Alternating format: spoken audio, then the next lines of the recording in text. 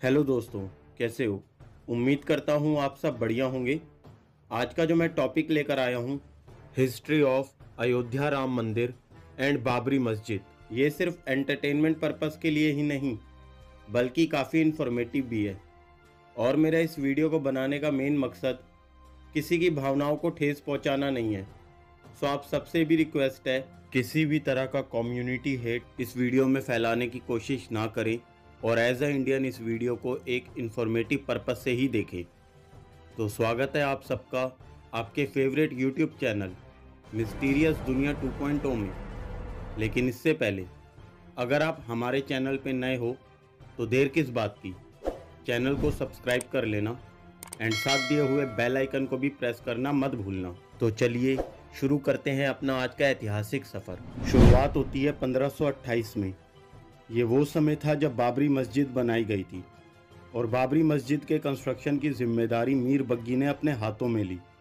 और उस समय मीर बग्गी बाबर के जनरल कमांडर हुआ करते थे। और उस समय जो लोग अयोध्या नगरी के निवासी थे, उन्होंने दावा किया कि यहाँ पहले राम मंदिर हुआ करता था, जिसे बाद में तोड़कर उसी स्थान पर बाबरी मस्जिद का निर्माण किया गया। कुछ वर्ष बीतने के बाद सन 1949 में लोगों को उसी जगह भगवान राम जी की मूर्ति मिली।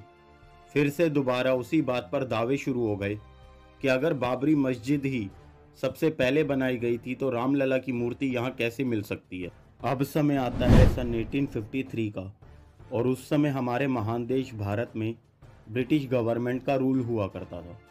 और उस समय 1853 के विवाद में पहली बार हिंदू और मुस्लिम लोगों के बीच में दंगों की शुरुआत होती है, और ये लड़ाई काफ़ी हद तक हिंसा का रूप भी लेने लगती है।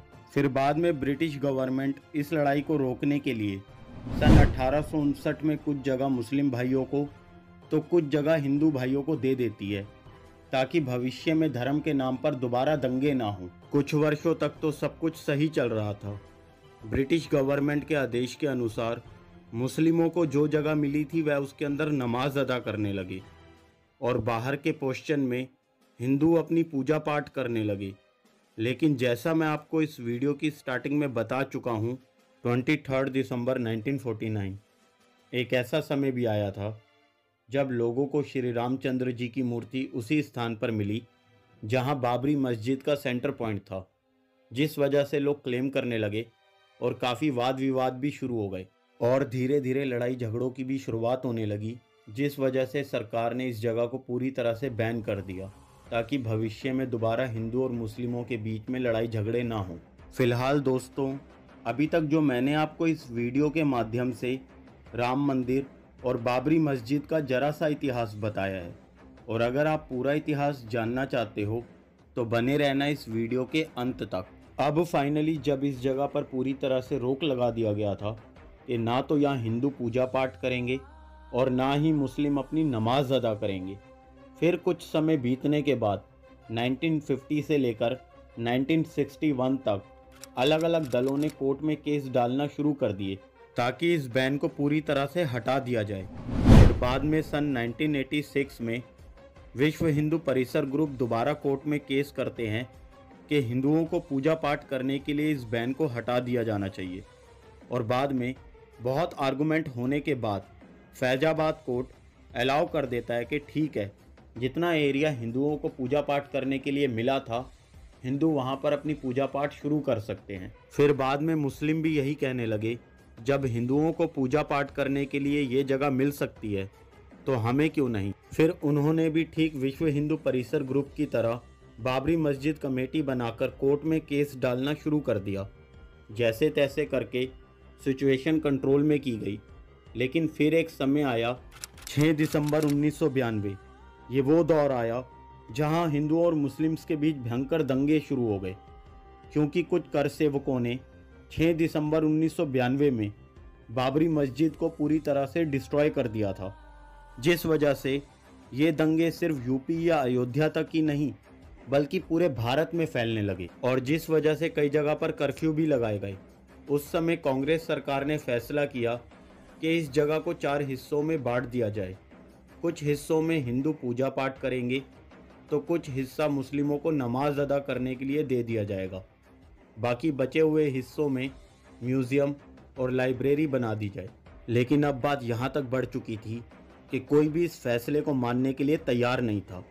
हिंदू चाहते थे कि पूरी जगह उन्हें मिले, तो मुस्लिम चाहते थे पूरी जगह पर उनका अधिकार हो। अब थोड़ा ट्विस्ट है इस वीडियो में दोस्तों, जरा ध्यान से सुनना। समय आता है 2002 का, जब बीजेपी गवर्नमेंट के समय अटल बिहारी वाजपेयी जी एक विभाग बनाते हैं, अयोध्या विभाग, जिसमें बीजेपी सरकार हिंदू और मुस्लिम के बीच चल रहे विवाद को रोकने के लिए समाधान निकालते हैं ताकि फ्यूचर में दोबारा लड़ाई झगड़े ना हो। फिर कुछ समय बाद इलाहाबाद हाई कोर्ट एक डिसीजन लेता है कि आखिर पता चले कि अब तक जो इतना विवाद चल रहा है मंदिर और मस्जिद के फैसले पर, आखिर इसका समाधान क्या होगा। कुछ समय तक समाधान ना मिलने के बाद इलाहाबाद हाई कोर्ट ये काम ASI यानी आर्कोलॉजिकल सर्वे ऑफ इंडिया को सौंप देता है कि आखिर पता लगे कि वहाँ पहले मंदिर था या मस्जिद। आर्कोलॉजिकल सर्वे ऑफ इंडिया के रिसर्च करने के बाद एक रिपोर्ट सामने आती है जो काफ़ी हैरान कर देती है कि 12th सेंचुरी में यहाँ मंदिर था और 1500 के समय यहाँ मस्जिद भी थी। लेकिन ये बात जानकर आप भी हैरान हो जाओगे दोस्तों कि 1200 से 1500 के बीच ऐसा क्या हुआ, मंदिर और मस्जिद होने के कोई भी सबूत नहीं मिले। ये आज तक सबके लिए एक अहम सवाल बना हुआ है। समय आता है 30 सितंबर 2010, जब पूरी रिसर्च एंड एनालिसिस करने के बाद इलाहाबाद हाई कोर्ट अपना फैसला सुनाता है कि जहां भगवान राम की मूर्ति मिली है वो जगह रामलला विराजमान ग्रुप को और कुछ हिस्सा सीता रसोई चबूतरा निर्मोही अखाड़ा ग्रुप को और तीसरा हिस्सा सुन्नी वक्फ ग्रुप में बांट दिया जाता है। ये तो सिर्फ यहाँ तक का इतिहास है। अब आगे क्या हुआ ये भी जान लीजिए। लेकिन इससे पहले अगर आपको वीडियो जरा सी भी पसंद आ रही हो तो इसे लाइक ज़रूर कर देना। चलिए आगे बढ़ते हैं। साल 2011 9 मई को सुप्रीम कोर्ट हाई कोर्ट के डिसीजन को होल्ड करके कहता है कि ऐसा नहीं होगा, अभी इस फैसले को लेने के लिए और रिसर्च करनी पड़ेगी कि आखिर इस बात में कितनी सच्चाई है। काफ़ी समय बीतने के बाद दोस्तों सुब्रमण्यम स्वामी जी ने फरवरी 2011 में दोबारा सुप्रीम कोर्ट में केस डालते हुए कहते हैं कि इस केस का फाइनली फैसला करो। लेकिन सुप्रीम कोर्ट का कहना था कि जितना हो सके इस केस को बाहर ही निपटा लो ताकि भविष्य में दोबारा हिंदू और मुस्लिम के नाम पर दंगे ना हों। क्या आप जानते हो दोस्तों सुप्रीम कोर्ट ने ऐसा क्यों कहा कि मैं किस लिए ऐसा कर रहा हूँ? तो मैं किस लिए हूँ दोस्तों, चलिए बताते हैं। और इस वजह को आप भी अच्छे से जानते होंगे, क्योंकि अगर दो लोग कोर्ट में केस डालते हैं तो एक ना एक पार्टी को हारना ही पड़ता है। यही कारण से सुप्रीम कोर्ट भविष्य की चिंता करते हुए लोगों को समझाने लगे कि इस बात को जितना हद तक हो सके बाहर ही निपटा लो। लेकिन लोग मानने को तैयार ही कहाँ थे। दिसंबर 2017 तक टोटल 32 अपीलें सुप्रीम कोर्ट में आने लगी और काफ़ी हद तक सुप्रीम कोर्ट को प्रेशराइज किया जाता है। तब जाके सुप्रीम कोर्ट कहता है कि ठीक है, मुझे 2 साल यानी 2019 तक का समय तो दो ताकि उन्हें भी जांच पड़ताल करने का मौका मिल सके।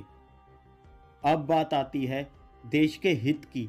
तो सुप्रीम कोर्ट नहीं चाहता था कि कोई भी छोटी से छोटी गलती लोगों को मुसीबत में डाल दे।